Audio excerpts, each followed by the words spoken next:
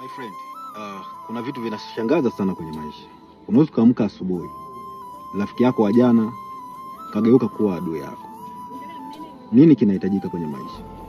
Usimwamini kila mtu ambao unakutana naye kwenye maisha yako, kwa sababu kuna watu ambao wapo kwa ajili ya chuki na usaliti. Nitakufanyaje?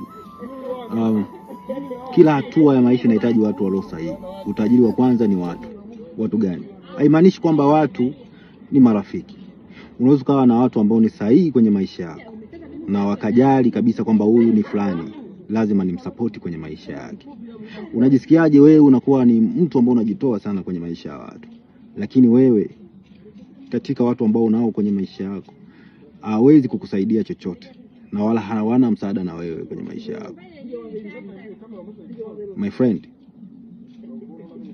tumia akili. Maisha yanahitaji busara, akili nyingi.